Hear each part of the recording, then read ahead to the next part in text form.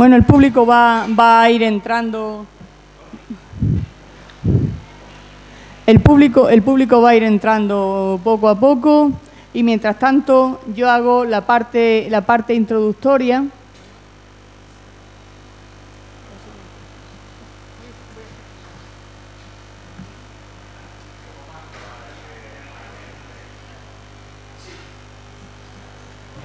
Vamos a esperar 2 minutos a que se incorpore la gente que está en el descanso, que siempre dijimos 3 minutos de descanso, pero son 3 minutos andaluces.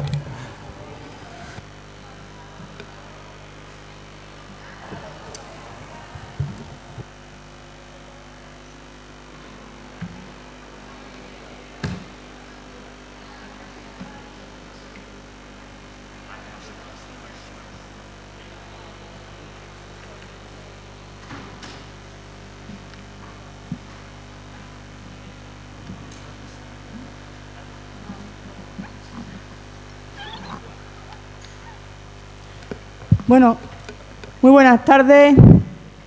Tenemos la suerte de que esta conferencia, como tantas otras del festival, como tantos otros eventos, se va a grabar. Yo estoy feliz de tener la oportunidad de presentar a un querido colega de la Universidad de Virginia. He pedido expresamente presentar esta mesa, no solamente como directora del festival, sino como profesora de la Universidad de Granada, porque siempre es un honor recibir a alguien que es uno de los estudiosos más importantes de la literatura hispanoamericana que trabaja en Estados Unidos. El profesor Gustavo Pellón tiene una dilatada trayectoria académica y, como he dicho, está centrado en la novela contemporánea latinoamericana, la teoría literaria y la traducción. Ha publicado una obra espléndida que yo le recomiendo sobre Lezama Lima, la visión gozosa de José Lezama Lima, y si nos pusiéramos a hablar de la multiplicidad de artículos que tiene publicados, verdaderamente sería casi ocupar el tiempo de la conferencia sobradamente. Simplemente citar los que tiene dedicados a Gabriel García Márquez, Severo Sarduy, José Martí o Julio Cortázar. También ha participado en la historia de la literatura latinoamericana publicada en Cambridge, en la historia de la literatura en el Caribe, en la enciclopedia de la esclavitud y enciclopedia de Cuba. Y es además traductor de Horacio Quiroga, de Juan Bosch, de Augusto Roa Bastos, de José Alcántara Almanzar, entre otros. Estamos verdaderamente felices, como digo, porque es una oportunidad de escucharlo hoy y además es una oportunidad porque este material va a quedar grabado para trabajar con el alumnado de la facultad cada año. Entonces, como nosotros tenemos más de 300 alumnos cada año, cualquier cosa que digas podrá ser utilizada en tu contra en las clases durante varias generaciones. Muchísimas gracias, de verdad, Gustavo, por tu inmensa generosidad. Muchísimas gracias por estar aquí, por acompañarnos, por hacer un hueco en tu agenda, que sabemos que es complicada. Y yo me voy a quedar unos minutos a disfrutar de tu compañía y el profesor Fernando Valverde será tu interlocutor en esta conversación que vaya a mantener hoy. Muchísimas gracias a los dos. Muchas gracias, Remedios. Para mí es un placer acompañar a Gustavo Pellón en esta mesa, además en la que fue mi casa. Yo di clase de didáctica de la literatura en esta facultad, así que es muy especial para mí el regreso con una persona que además se dedica a enseñar la literatura en lengua española a estudiantes que tienen como primera lengua el inglés, en su mayoría como primera lengua el inglés. Lo cual es una dificultad añadida porque todos sabemos que la literatura funciona en el nivel del símbolo y no en el nivel del signo. Así que conseguir que alcancen el nivel del símbolo quienes están en el último paso del aprendizaje o cerca del bilingüismo es ya una tarea muy, muy difícil. Si hoy en día es difícil enseñar literatura en español a hablantes en español, pues enseñar literatura latinoamericana en español a quienes están estudiando español es una dificultad añadida, por lo que creo que los futuros maestros, los futuros profesores que estudian en esta facultad van a disfrutar mucho de las palabras de Gustavo. acaba de publicar esta antología de la poesía de Alfonsina Storni, con selección y prólogo de Gustavo Pellón. Va a hablarnos sobre ella, va a hablarnos sobre su experiencia como profesor en la Universidad de Virginia y bueno, yo le voy a ir preguntando algunas curiosidades que tengo algunas incluso malsanas curiosidades que voy a intentar que nos cuente a todos. Bienvenido, Gustavo, a esta casa. Muchas gracias. Es un placer tenerte aquí. ¿Está bien el micrófono? ¿Me oyen bien? Bien. Para mí es un placer estar aquí y le agradezco mucho a Remedios y a Fernando la invitación de poder venir acá. Y en fin, sin más, quiero hablarles de Alfonsina Storni. Yo he enseñado la poesía de Alfonsina Storni por muchos años y la última vez terminé un curso hace unas semanas. Así que es un material que siempre para mí está muy fresco. A momentos irónica y tierna, tradicional y vanguardista, sibarita y asceta, Alfonsina Storni es una de las grandes poetas del siglo XX. Se le ha leído mucho y seguiremos leyéndola, porque su poesía es de una gran variedad y riqueza, y sus preocupaciones no caducan. Soy profesor universitario en los Estados Unidos y a mis estudiantes les fascina su poesía. Primero la conocen por 2 o 3 poemas que se incluyen en los libros de texto, Hombre Pequeñito, Tú me quieres blanca, pero en el seminario que enseño sobre Delmira Agustini, Alfonsina Storni y Gabriela Mistral, pueden seguir la evolución de Storni desde La inquietud del rosal de 1916 a Mascarilla y trébol de 1938, y llegan a respetar su versatilidad formal y la variedad de sus temas. Recientemente una de mis estudiantes me confió que la poesía de Storni es una de las cosas más bellas en su vida, y hay que tomar en cuenta que el español es su segunda lengua.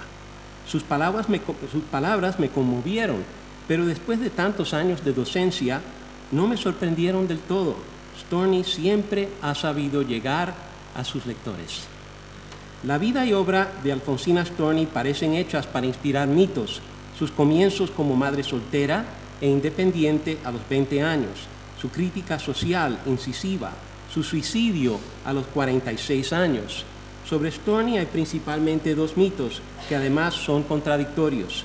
Primero, que era una feminista odiadora de hombres, y segundo, que se quitó la vida por penas de amor. Ninguno de los dos es verdad. La militancia feminista que Storni manifiesta en poemas como Hombre Pequeñito, Tú me quieres blanca, 20 siglos y bien pudiera ser, donde denuncia el doble rasero que la sociedad patriarcal impone y el daño que resulta para ambos hombres y mujeres, por ejemplo en Peso Ancestral, tienen su complemento en muchos poemas en los que canta el amor que casi fue, el encuentro del amor y su pérdida, sobre todo en sus poemas en prosa, poemas de amor. Tampoco fue por amor que se suicidó en octubre de 1938, sino porque, según el testimonio de sus amigos, estaba convencida de que el cáncer de mama del cual había sido operada 3 años antes, ahora se manifestaba como cáncer del pulmón y no soportaba más el dolor.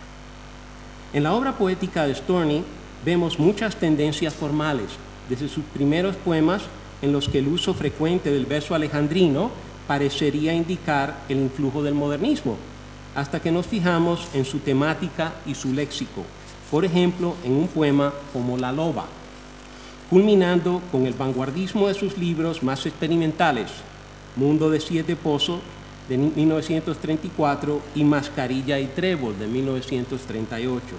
Su obra poética se caracteriza por una evolución constante y una búsqueda de nuevas formas de expresión que la llevan de los poemas en prosa, de poemas de amor, algunos de los cuales recuerdan los poemas epigramáticos que escriben y se envían los personajes de la historia de Genji, de Murasaki Shikibu, o las luciérnagas de Rabindranath Tagore, al cubismo de los poemas de Mundo de 7 pozos y a su innovación del antisoneto. sonetos en versos en decasílabos, sin rima, en mascarilla y trébol. Su temática también varía mucho. Además de los poemas que registran su denuncia de la hipocresía y las injusticias de la sociedad en que vivió, hay poemas que declaran su rechazo de las convenciones de la sociedad. Es un tema que trata con humor en el poema ¿Qué diría? ¿Qué diría la gente recortada y vacía si en un día fortuito, por ultra fantasía, me tiñera el cabello de plateado y violeta? En verdad que pensarlo me da un poco de risa. En La loba, su separación del rebaño se representa con un tono más serio y desafiante. Yo soy como la loba, ando sola y me río del rebaño. El sustento me lo gano y es mío, donde quiera que sea, que yo tengo una mano que sabe trabajar y un cerebro que es sano. El tono es más contemplativo en Oveja descarriada. Oveja descarriada, dijeron por allí, oveja descarriada, los hombros encogí. En verdad descarriada, que a los bosques salí, estrellas de los cielos, en los bosques pasí. El tema de la conformidad asfixiante que exige la sociedad también está relacionado con su retrato de la frialdad de la vida urbana que vemos en un poema como Cuadrados y ángulos. Hay también que pensar en Storni como poeta urbana, quien retrata y rechaza la vida deshumanizante en la ciudad moderna. En Calle, por ejemplo, pinta una escena amenazante, un callejón abierto entre altos paredones grises, a cada momento la boca oscura de las puertas, los tubos de los zaguanes, trampas conductoras a las catacumbas humanas. En Selvas de ciudad, por otra parte, es la repetición la que crea una sensación de agobio. En semicírculo se abre la selva de casas, unas al lado de otras, unas detrás de otras, unas encima de otras, unas delante de otras, todas lejos de todas, moles grises que caminan hasta que los brazos se les secan en el aire frío del sur, moles grises que se multiplican hasta que la bocanada del horno del norte las afloja las articulaciones. En esta selva no importa de dónde viene el viento, porque siempre es dañino. Y aunque las casas están juntas, apiñadas, contradictoriamente, también dice que están todas lejos de todas, aludiendo tal vez a la sociedad espiritual de la ciudad.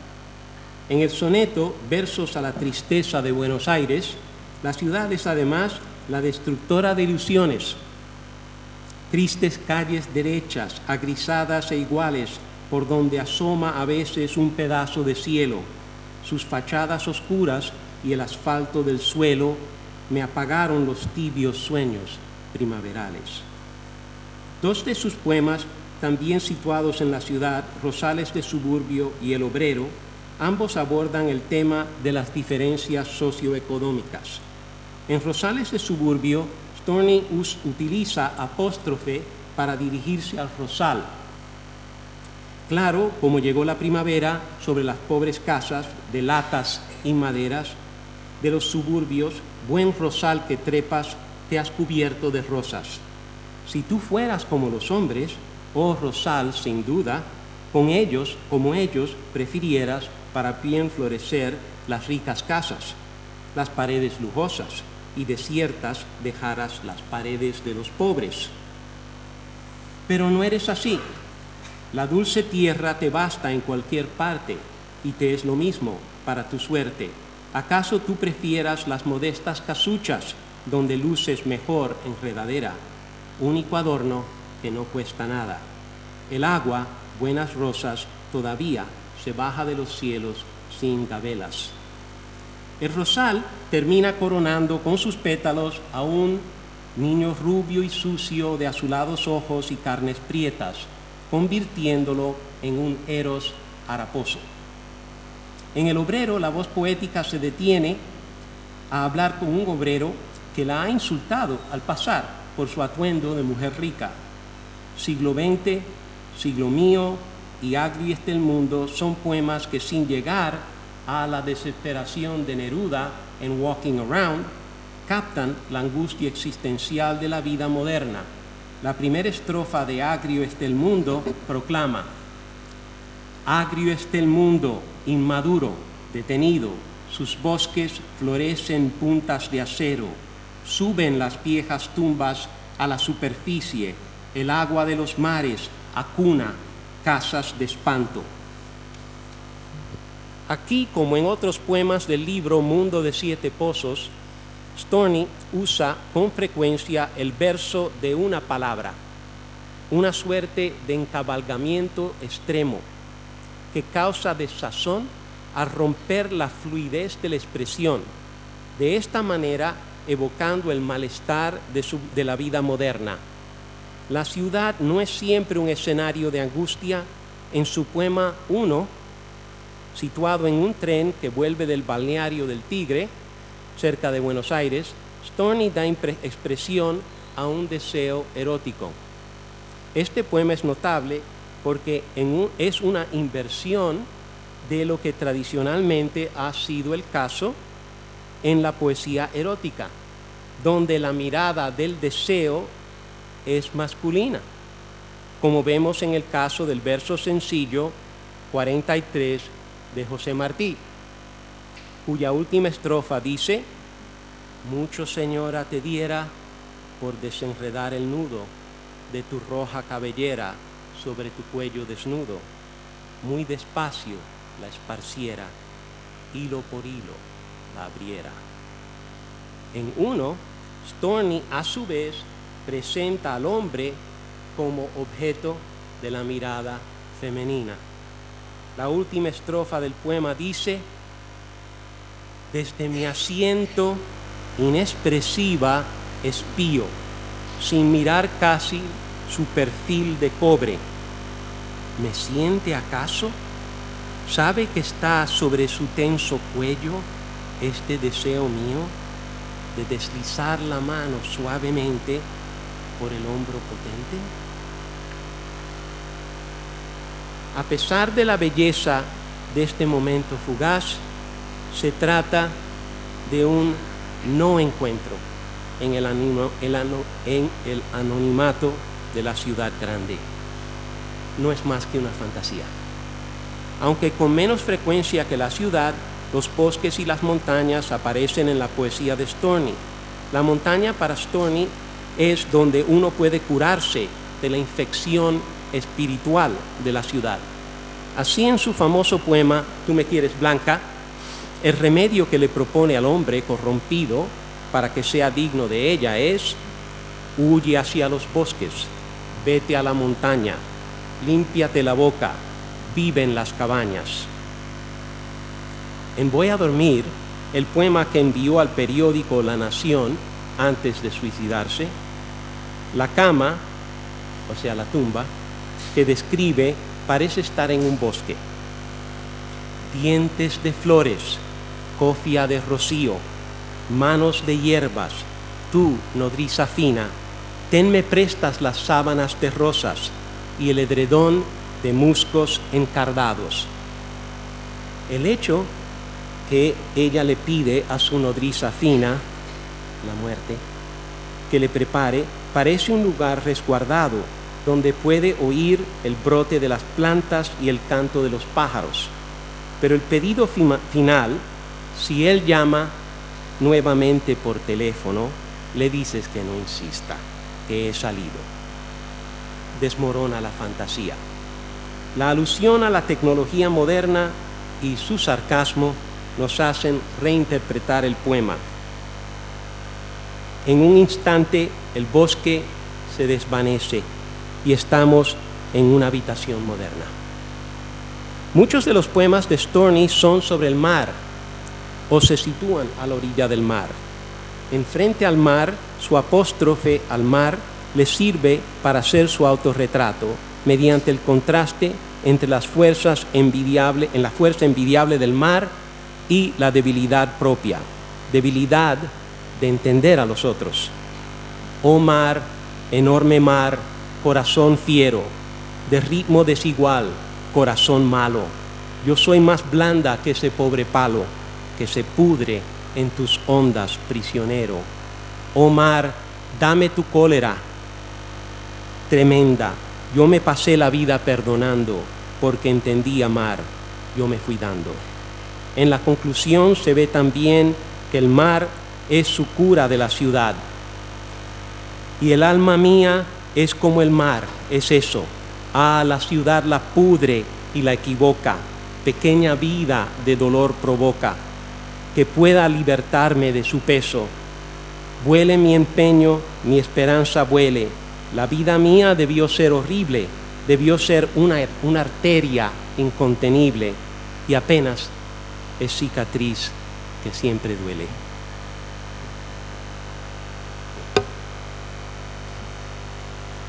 Como ocurre con frecuencia en su poesía, la retórica de Storni es compleja y a veces contradictoria. Mientras más deplora su debilidad por entender y perdonar frente a la violencia del mar, más admirable puede parecernos su supuesta debilidad, aunque envidie la fuerza del mar. En el poema, En el fondo del mar, muestra de nuevo la versatilidad de Storni y su capacidad para sorprendernos, en este caso mediante el uso del humor.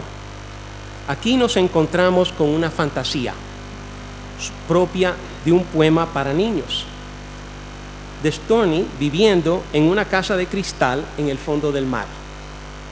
Un pulpo me hace guiños a través del cristal. En el bosque verde que me circunda, dindón, dindán, se balancean las sirenas de nácar verde mar. El contraste con la visión angustiada de frente al mar no podría ser más grande. La sensualidad, el deseo y el amor en sus distintas fases ocupan gran parte de la obra poética de Storni. Languidez evoca el bienestar de un día primaveral de descanso e indulgencia. Este es uno de mis poemas favoritos, Storni. Está naciendo octubre con sus mañanas claras. He dejado mi alcoba envuelta en telas claras, anudado el cabello al descuido, mis plantas libres, desnudas, juegan, me he tendido en la hamaca, muy cerca de la puerta, un poco amodorrada. El sol que está subiendo ha encontrado mis plantas y las tiñe de oro. Wow, qué poema, qué gran poema. Gustavo, a mí me gustaría preguntarte alguna cosa por... has hecho una selección impresionante de la obra de Alfonsina Storni. Quería preguntarte cuál ha sido el criterio. Si pensabas en un lector, en alguien que se acercase por primera vez a su poesía, no lo sé, o ha sido un criterio sencillamente personal de tus poemas preferidos. Yo creo que la respuesta verdadera es que es una mezcla de todas las cosas que tú has dicho. Tal vez no es la respuesta más interesante o más elegante, pero tienes que pensar también que la selección vino en gran parte de mi experiencia en la clase con los estudiantes. Entonces yo tomé en cuenta los poemas que les gustaban a mis estudiantes. Es más, les pedí que me hicieran recomendaciones, ¿no? Incluí algunas de ellas, otras no. Pero también yo pensé en el canon, en serio, pensé en el canon de la poesía de Storni. Sí. Había poemas que no podían dejarse fuera de la selección. Pero también entonces, y esto tal vez es la parte más interesante, yo quería dejar constancia de la gran variedad formal y temática que hay en su obra. Y por ejemplo, un poema que no aparece mucho en las antologías es el poema del cual yo leí un poco uno, el poema del tren en que ella está mirando al hombre con deseo, etc. Y a mí me pareció que ese poema era muy importante incluirlo, porque es un contrapeso a algo como Hombre Pequeñito o Tú me quieres blanca.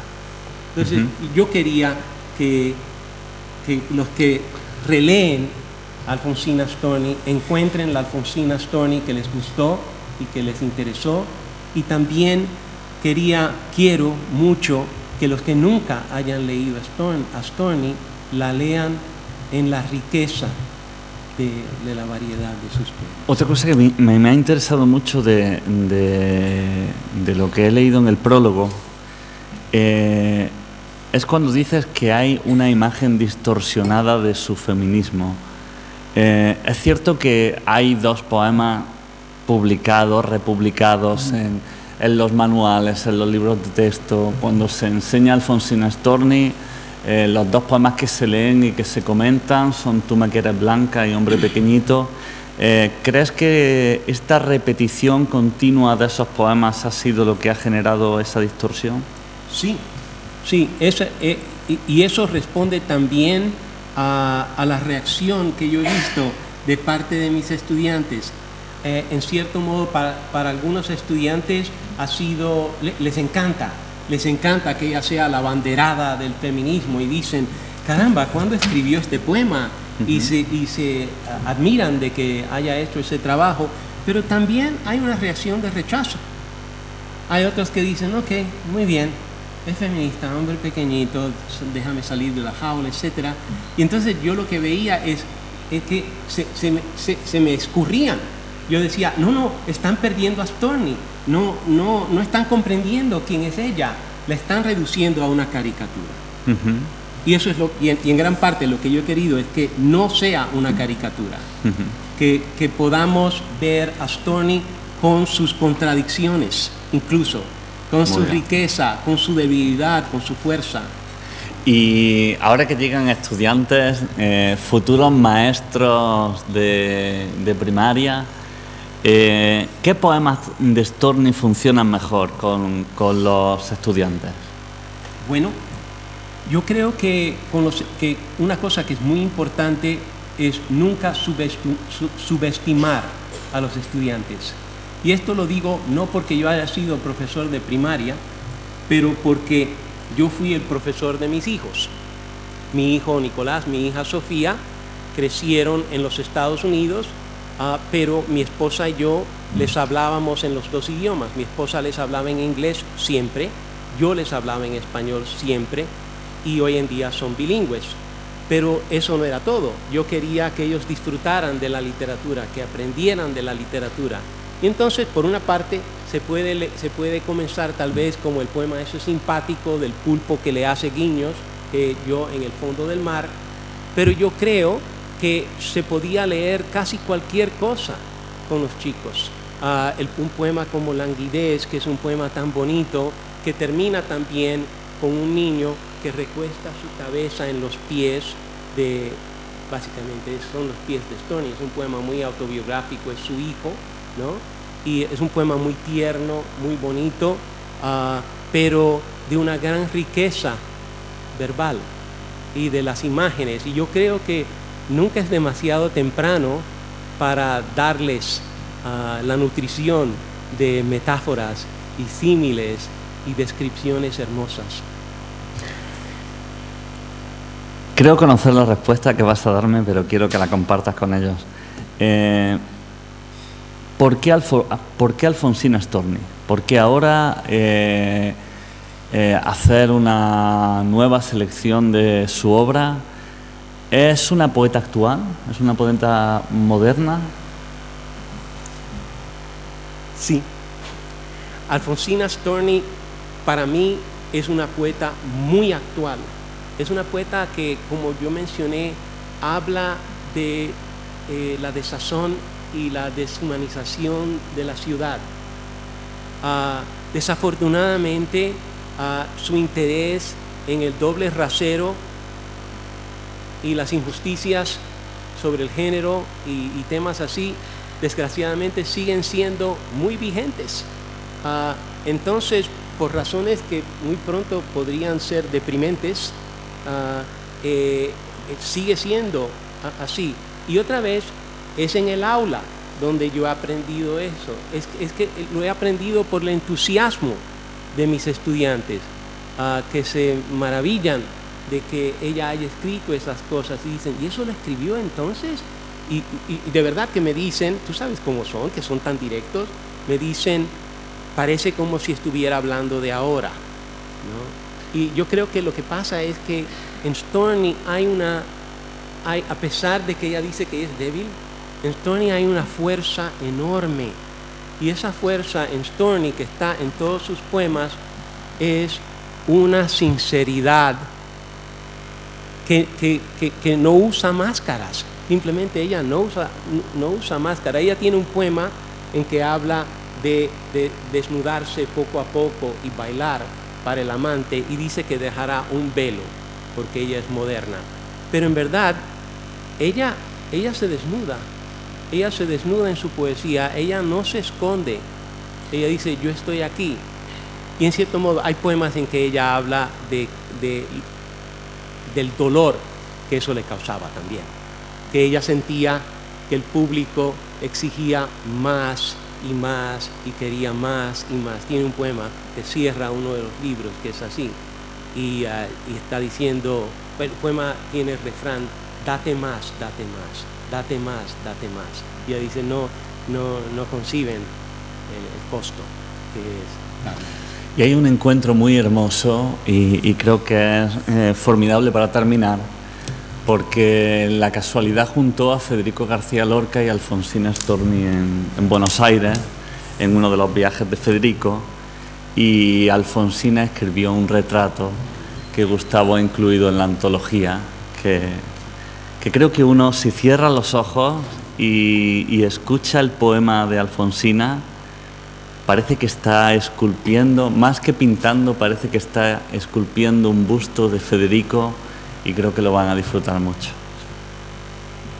Quiero aclarar que el poema es de 1934, porque además de lo que ha dicho mi amigo Fernando, también hay aspectos muy fuertes del poema que casi parecerían un tipo de profecía. Sí, de la muerte. Tengo que decir que yo supe por Gustavo que el poema fue escrito antes del asesinato de Lorca.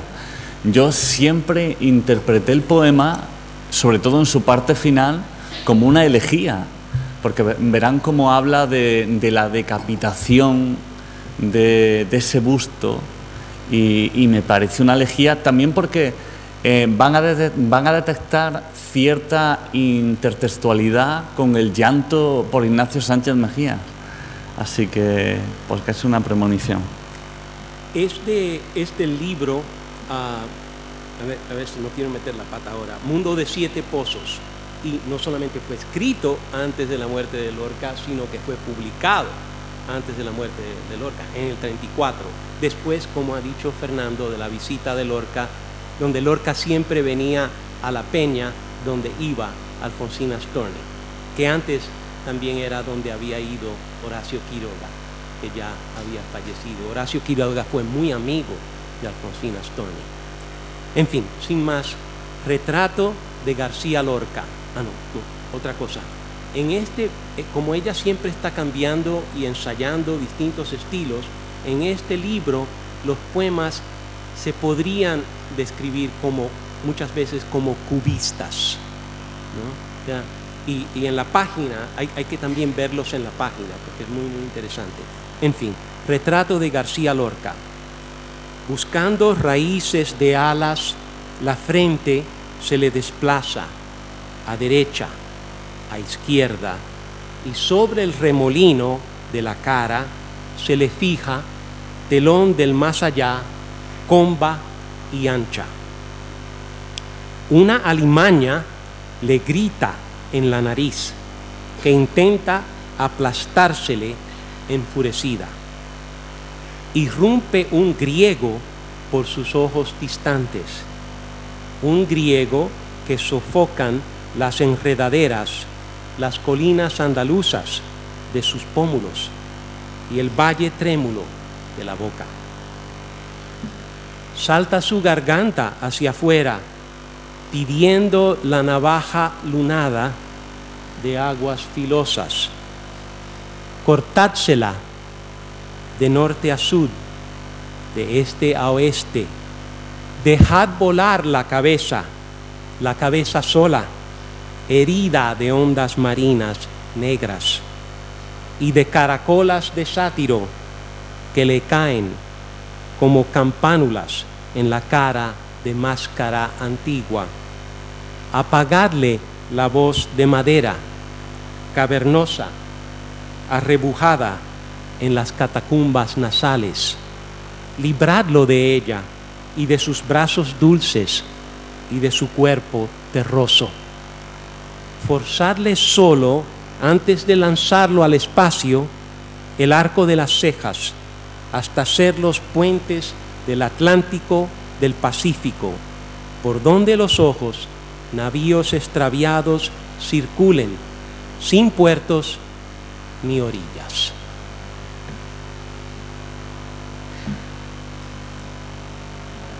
Muchísimas gracias, Gustavo. Les recomiendo encarecidamente el prólogo de esta edición porque hace una lectura increíble, impresionante, de gran profundidad, de una sensibilidad y una finura que van a disfrutar muchísimo. Esa lectura de Gustavo Pellón de la poesía de Alfonsina Storni terminaba con esa estrofa sobre García Lorca, con ese puente entre diferentes orillas. Este libro es un puente entre Latinoamérica y España y es una comunicación que nunca debió interrumpirse porque el español nos hace hijos de la misma patria. Sí. Y no es una patria nacionalista, sino que es la patria del idioma y de la poesía, y ahí me siento compatriota de Gustavo Pellón, en mi admirado colega y maestro, y de Alfonsina Storni. Muchísimas gracias por venir y por escucharnos.